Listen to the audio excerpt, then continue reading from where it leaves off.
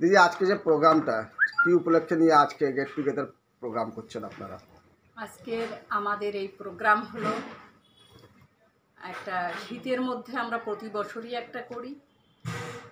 আর দ্বিতীয় কথা হলো সামনে আমাদের ইলেকশন। এখানে ক্যান্ডিডেট আমাদের অর্জুন সিং মহাশয়। তো অর্জুন দা আজকের আসবে, আমাদের এই আজকের প্রোগ্রামের মধ্যমণি অর্জুন সিং। এই উপলক্ষেই আমরা আজকের এই গেট টুগেদারের আয়োজন করেছি। মানে এই কনস্টিটুয়েন্সি যেটা আছে এই কনস্টিটুয়েন্সির লোকের কাছে কি বার্তা দিতে চান আপনি? একটাই আমাদের কথা হলো অর্জুন সিং আমাদের লিডার এবং অর্জুন সিং ভোটে দাঁড়াবে। সবার কাছে অনুরোধ করব যাতে করে এমপি ইলেকশনে আমরা অর্জুনদাকে বিপুল ভোটে জয়ী করে আমরা ব্যারাকপুরে আবারও দেখতে চাই অর্জুন সিং। আপনি কি ভাবছেন যে 2019-এ 18টা সিট নিয়ে এসেছিল বিজেপি আর সেখানে তৃণমূল 22টা পেয়েছিল, আপনার কি মনে হচ্ছে এবার কি আশা করছেন কত সিট পাবেন? এবারে আমরা 42 পাবো। এর কারণ হলো দিল্লি সরকার, বিজেপি সরকার পশ্চিম বাংলার জন্য কোনো কাজ করেনি সাধারণ জনগণের জন্য। সেখানে মমতা ব্যানার্জি সরকার, টিএমসি সরকার জনগণের জন্য সব কিছু করেছেন। যা ওয়াদা দিয়েছেন প্রত্যেকটা ওয়াদা অক্ষরে অক্ষরে পালন করেছেন। যা মানে আমাদের যে একটা থাকে এজেন্ডা থাকে, সেই এজেন্ডায় যা যা ছিল সব বাস্তবায়িত করেছেন মমতা ব্যানার্জি। যার কারণে আমরা আশাবাদী আমরা 42 পাবো। তার মানে খেলা হবে? খেলা হবে। খেলা কার সঙ্গে খেলবে? টিএমসির সামনে খেলার কোনো মানুষ নেই, কোনো দল নেই। আচ্ছা, মানে আমার দলের সেনাপতি অভিষেক ব্যানার্জি। আর দয়া করে আপনারা ওইসব কোনো করবেন না। প্রবীণ আর নবীনের এখানে কোনো কিছু নেই। একমাত্র নেত্রী মমতা ব্যানার্জি আর सेनापति हलो अभिषेक।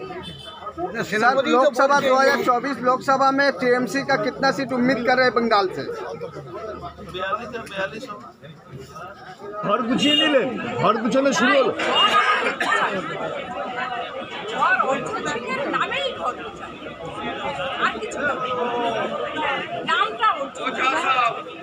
কাঁচাপাড়ার কি যারা আছে সবাই তো কাঁচাপাড়া।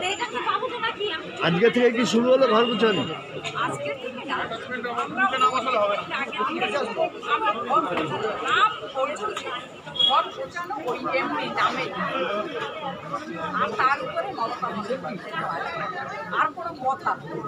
যদি অন্য কাউকে দল প্রার্থী করে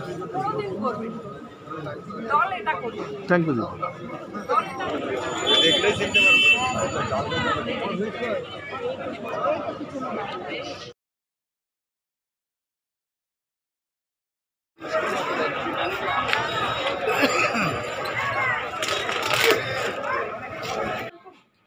আসলে কি এবারে ব্যারাকপুরের মানুষ সিদ্ধান্ত করেছে ভোট ফর অর্জুন সিং। মানে যেখানে মানুষের ভোট সেখানে পড়বে। এই জন্যই আমরা ভোট ফর অর্জুন, আমরা অর্জুন সিংকেই আমরা ভোট দেব। সাধারণ জনগণ ঠিক করে নিয়েছে ব্যারাকপুর। Thank you.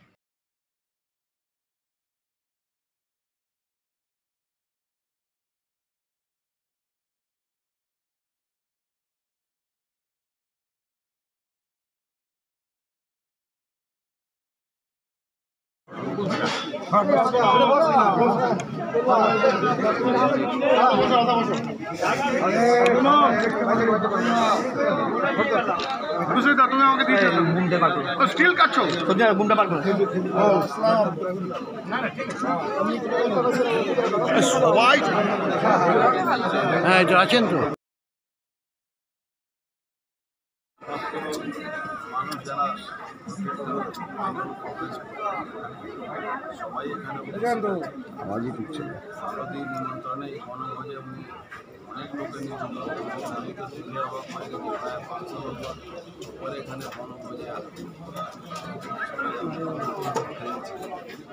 খুবই ভালো লাগে যখন দীর্ঘদিনের সবাই মানুষরা একসাথে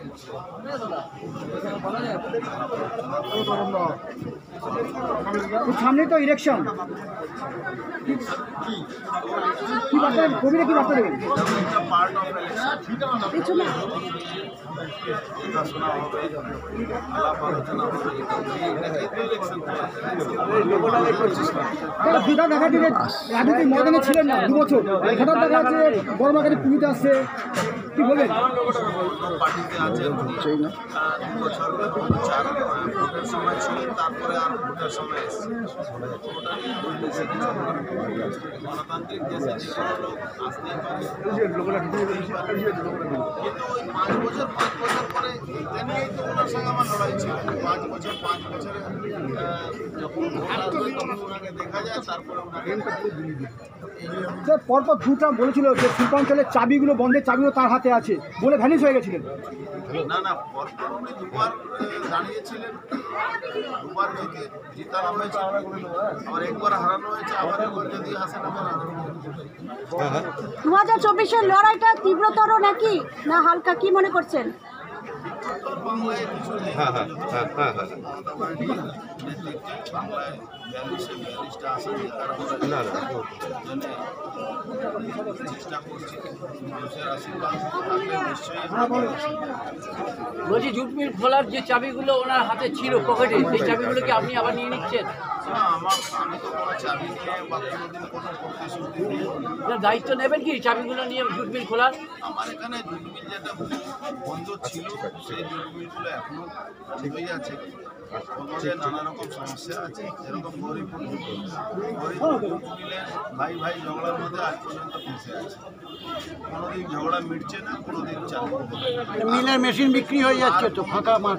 চালু হবেও যা ওর পরিস্থিতি আছে, মিলের তো অনেক মেশিন বিক্রি হয়ে গেছে, সব শেষ হয়ে গেছে, বিক্রি না ওটা শেষ হয়ে গেছে। ডানবার কটন মিল ব্ল্যাঙ্ক হয়ে গেছে। ডানওয়ার কটন মিল তো বহুত আগে শেষ হয়ে গেছে। হ্যাঁ, ও আর চলবে না, ওটা জমলো, মেশিনপত্র সবই বিক্রি। ডানওয়ার শেষ হয়ে গেছে, অন্নপূর্ণা শেষ হয়ে গেছে, কিছু করার নেই। অন্নপূর্ণাতে আমাদের সরকার ওখানে একটা টেক্সটাইল পার্ক করছে, তো অনেক ছেলে চাকরি করে। শিল্পাঞ্চলে কি 2 দিন ফিরবে? সামনে কি 2 দিন ফিরবে শিল্পাঞ্চলে? দেখুন, শিল্পাঞ্চলে 2 দিন ফেরার জন্য মানে বলতে গেলে নতুন টেকনোলজি, নতুনভাবে যদি গভর্নমেন্ট সেভাবে করে তাহলে নিশ্চয়ই ফিরবে। এবার একটা সবসময় এটা দেখা যায় আমরা এই লাইনে শিল্পাঞ্চলগুলো আছে যেভাবে আছে, তার জন্যে একটা বড় আকারে গভর্নমেন্টের সহযোগিতা দরকার আছে। তাহলে সাংসদ থাকাকালে দিনের দিকে সংসদীয় এলাকা কিন্তু সেই সময় এলাকার লোকরা পায়নি ঠিক করে। 5 বছর পরে উনি আসেন, এবারও 5 বছর পরে। বিজেপির যদি সম্ভাব্য প্রার্থী হয় দীনেশ ত্রিবেদী ব্যারাকপুরে, তাহলে পরে কোথাও আপনার পুরনো বন্ধুরা একটু আনন্দিত। কি কাকে আনন্দিত থাকলে তাতে তার জবাব কি? একটু উৎসাহ শিল্পাঞ্চলে তারা দেখাচ্ছে কোথাও কোথাও। আগেবারও ছিল, আগেবারও দিনেশ ত্রিবেদী ছিল, এবারও দিনেশ ত্রিবেদী যদি আসে কোনো অসুবিধা নেই। দাদা, যখন কর্মীদেরকে যখনই আপনি আসেন তখনই দেখা যায় একজোট হতে, তাছাড়া দেখা যায় না। অনেক নেতা তো আসলো কিন্তু আনন্দ হতে দেখা যায়। সেটা আমি কি করে বলবো? কোনো কোনো জায়গায় এই মুখগুলো দেখা যায় না। পুরনো কর্মীদেরকে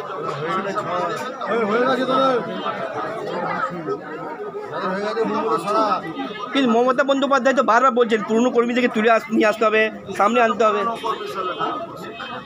নির্দেশেই তো উপস্থিত। কিন্তু অ্যাক্সিডেন্টের নেতা কিছু রয়েছে, তারা তো আনতে। ওইসব নিয়ে আমি এখানে আলোচনা করতে, আমরা পুরনো যারা কংগ্রেস এখানে উপলগ্ন থেকে মনে করি ডান দিকে দেখলে ওরাই পুলিশকেই পাবে, বাম দিকে আমার পিছনে দেখলে ওদেরকেই পাবে। এই মুখগুলোকে কিন্তু অন্য অনুষ্ঠানে দেখা যায় না, এটাই আমাদের প্রশ্ন। দেখুন, আপনি অন্য লাইনে প্রশ্ন করছেন, ওই লাইনে কোন উত্তর দেওয়ার আমার কোনো চিন্তা নেই। আমি এখানে বনভোজ করতে ভালো টালো কিছু খাই। আচ্ছা, আপনার পর্যন্ত আপনার দলে এই যে নবীন প্রবীণের যে একটা বিভাজন, আমার দলের মালিক না মমতা নবীন করবেন, নবীন করবেন। নতুন বছরে কি বার্তা দেবেন দাদা? ঘর গুছিয়ে নিলেন, ঘর গুছানো শুরু হলো। নামেই ঘর আর কিছু কাছাপাড়ার কি যারা আছে সবাই তো কাছাপাড়া, আজকে থেকে কি শুরু হলো ঘর গোছানো?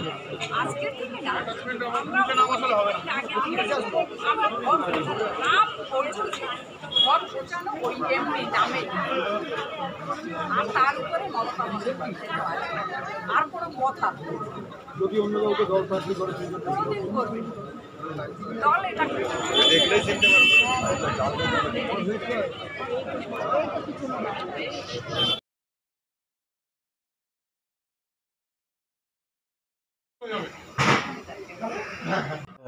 শুনুন, এই মানে ব্যারাকপুরের জনগণ তারা মানে ঠিক করে নিয়েছে ভোট ফর অর্জুন।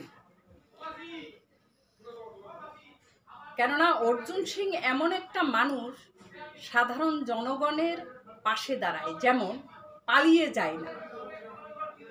যদি কোনো একদম সাধারণ একজন কর্মী ওনার নলেজে যায় যে আজকের এই বিপদে পড়েছে, সেই ভোর রাত্রে হলেও তার দলবল নিয়ে সে উপস্থিত হয়, এটা আমরা দেখেছি। যার কারণে সাধারণ মানুষ কি চায়? এটাই চায়, জনদরদি নেতা চায়। অর্জুন সিং এমন একজন নেতা, উনি জনদরদি নেতা। আচ্ছা, এই যে ভাটপাড়ার বিধায়ক সোমনাথ স্যার অর্জুন সিংয়ের সঙ্গে মানে যেই একটা ঠান্ডা লড়াই চলছে, এই লড়াইটা কি ইলেকশনে কোনো এফেক্ট করবে? এই ব্যাপারটার কথা ওনারা দুজনেই বলতে পারবে, কিন্তু সার্বিক দিক থেকে এটা কোনো ইফেক্ট করবে না দলে, এবং করবে না। এবং আশা করি সোমনাথদার মনে যদি কোনো ক্ষোভ থেকে থাকে সেটাও ঠিক হয়ে যাবে। এত বড় সংসার, সেখানে তো অনেক কিছু হয়, এটা কোনো ব্যাপার না। আচ্ছা, এই যে দুর্নীতির অভিযোগ যেগুলো আসছে, যেমন রেশন দুর্নীতি, চাকরি নেওয়ার দুর্নীতি, আরও নানা রকম দুর্নীতি, এগুলো কি ভোটে কোনো এফেক্ট করবে বলে? কোনো কিছুই করবে না। সাধারণ জনগণের যেটা ওয়াদা মমতা সরকার ফুলফিল করে। মমতা ব্যানার্জি এমন একজন মানুষ, যে মানুষ কথা দিলে কথা রাখে। তাহলে মানে 1000 দিন অনেক দিন আগে পার হয়ে গেছে। এই শিক্ষকের যে চাকরির যারা ধর্ণা দিচ্ছেন চাকরির দাবিতে, তারা তো এখনও কিছু পাননি। পাবে, একটা আইনি জটিলতার মধ্যে চলছে। সেই জটিলতা কাটিয়ে উঠলে পরে মমতা সরকার যে কথা দেন কথা রাখে না। কোর্ট যে বলছে আইনি কোনো জটিলতাই নেই। না, কোর্ট বলেছে, কিন্তু বিভিন্ন মামলায় তো একটা ফেসে গেছে সব দিক থেকে।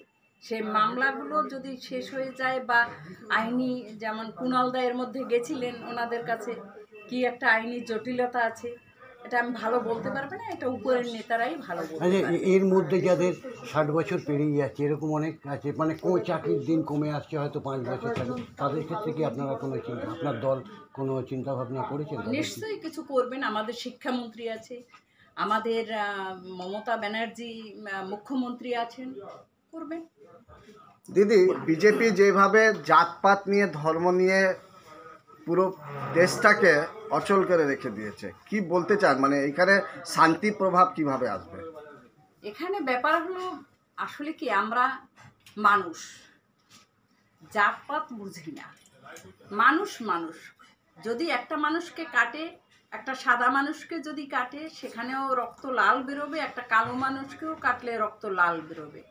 তো সেখানে দাঁড়িয়ে জাতপাতের নীতি এখন আর নেই। গ্লোবালাইজেশনের যুগ, বিশ্ব হাতের মুঠোয়। কেননা একটা সাদা মেয়ে একটা কালো নিগ্রোকে যদি বিয়ে করতে পারে, এখন আর জাতপাতের কোনো নীতি আছে? আচ্ছা, 22 তারিখের পরে আমাদের দেশের রাজনীতিটা কোন দিকে যাবে আপনার মনে হয়? 22 তারিখে অযোধ্যার রাম জন্মভূমি, রাম মন্দির তো হয়ে যাবে, একটা বিরাট লড়াই, ওরা নিজেদের মতন বলে তারা জিতে যাচ্ছে। এরপরে কি হবে? কি হবে? একটা মন্দির উদ্বোধন হবে, সেটা ভালো কথা। এরপর কিছুই হওয়ার নেই, পূজা আর্চনা করবে, এতে আর মানে আমাদের ভারতবাসীর ওপর কোনো, বিশেষ করে সংখ্যালঘু শ্রেণীর ওপর কোনো এফেক্ট হবে না? না, এই সপ্তাহে কিছু হয় না। সংখ্যালঘু তো আবার সব দিক একটা বিবেচনা করে আমরা দেখেছি, মানুষ, এর উপরে কিছু নেই। বলছি, অর্জুন সিং কি এবারে টিকিট পাবে? নিশ্চয়ই পাবে, তৃণমূলের নিশ্চয়ই পাবে। এবং কি কতটা আশা রাখেন যে তিনি তার জয়লাভের ব্যাপারে? হ্যাঁ, সে তো বিপুল ভোটে জয়লাভ করবে অর্জুন সিং। মোদিজি বিরুদ্ধে যে বিজেপি, অর্জুন সিং এর বিরুদ্ধে যে বিজেপির যে স্ট্রং ক্যান্ডিডেট যাকে দেওয়া হবে, তার ব্যাপারে কি মানে তিনি কি জিততে পারবেন না আবার তবে আবার হারবেন? একটা কথা বলি, অর্জুন সিংকে একবার হারিয়ে জিতেছিল। আমি একটা কথা বলি, কে ক্যান্ডিডেট হবে এখনো ঘোষণা হয়নি। তাদের ক্যান্ডিডেট আর তার সেই দল সম্পর্কে আমাদের কোনো ধারণাও নেই। সেখানে দাঁড়িয়ে যে কোনো ক্যান্ডিডেট আসুক ভারতবর্ষের, অর্জুন সিংকে চায় এই ব্যারাকপুরের মানুষ। সেটা অর্জুন সিং যখন চলে গেছেন অন্য দলে, ব্যারাকপুরের মানুষ কতটা চাইতেন সেটা তখন বুঝিয়ে গেছেন। এখন তো অর্জুন সিং টিএমসিতে চলে এসছেন, এখন তো বিপুল ভোটে জয়। ছাপিয়ে পড়বেন অর্জুনের? নিশ্চয়ই। এই যে দেখেন না একটু মনোমালিন্য, এটা কোনো ব্যাপার না, এটা আরো মানে কাছে আসার হবে। আচ্ছা, ইন্ডিয়া জোট, হ্যাঁ, ইন্ডিয়া জোটের মধ্যে টিএমসি আছে, সিপিএম আছে, কংগ্রেসও আছে এখন। তা ধরুন মানে আমি বলছি, যদি এই জোটটা না হয়, মানে বাংলায় যদি না হয়, বাংলায় সব ইন্ডিভিজুয়াল হয়, বা কংগ্রেস সিপিএম এক জায়গায় বা অন্য দল এক জায়গায়, এরকম হলে তো সেক্ষেত্রে টিএমসির ভূমিকা কী হবে? বাংলায় বলবো টিএমসি ছাড়া খুব সীমিত সংখ্যক লোক আছে অন্য দলে, অতএব আমাদের কোনো চিন্তা নেই, টিএমসির কোনো চিন্তা নেই। টিএমসি আসছে, আরো অনেক বছর থাকবে টিএমসি।